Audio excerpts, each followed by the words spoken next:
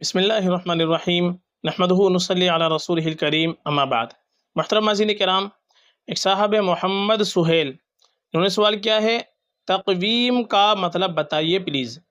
دیکھیے جو لفظ آپ نے پوچھا ہے تقویم، تقویم یہ عربی زبان کے اندر اس کے بہت سارے معنی بنتے ہیں، جیسے اصلاح، سدھار، کیلنڈر، دن اور ماہ و سال سے وقت کا حساب لگانے کا عمل، اور اسی طریقے سے تخمینہ اور اندازہ وغیرہ لگانے کو بھی تقویم کہا جاتا ہے۔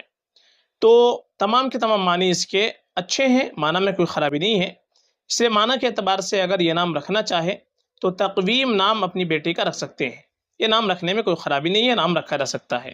البتہ بہتر یہ ہے کہ بیٹی کا نام امہات المؤمنین، اسی طریقے سے بنات طیبات اور دیگر نیک صالحین اور صحابیات کے ناموں پر اپنی بیٹی کا نام رکھ لیں تو یہ اور بہتر رہے گا، چونکہ نیک ہستیوں کے ناموں پر، نیک خواتین کے ناموں پر اپنی بچی کا اگر ہم نام رکھیں گے تو انشاءاللہ کچھ نہ کچھ ان کی نیک صفات ہماری بچی کے اندر پیدا ہوگی۔ اور ماں باپ کے اوپر اولاد کا سب سے پہلا حق یہی ہے کہ ماں باپ اپنے بچوں کا سب سے پہلے اچھے نام کا انتخاب کرے۔ یہ حدیث کے اندر بھی آتا ہے کہ ہم اچھے نام رکھیں، اور آپ کو اگر اچھے نام دیکھنے ہیں، صحابیات کے نام دیکھنے ہیں، تو ہماری پلے لسٹ کے اندر آپ جائے، وہاں پر آپ کو پلے لسٹ مل جائے گی صحابہ صحابیات کے نام۔ اسی طریقے سے اینڈ اسکرین میں بھی آپ کے سامنے ویڈیو نظر آ جائے گی، تو وہاں پر بھی آپ دیکھ سکتے ہیں، آپ کو بڑے خوبصورت خوبصورت نام صحابہ صحابیات کے مل جائیں گے۔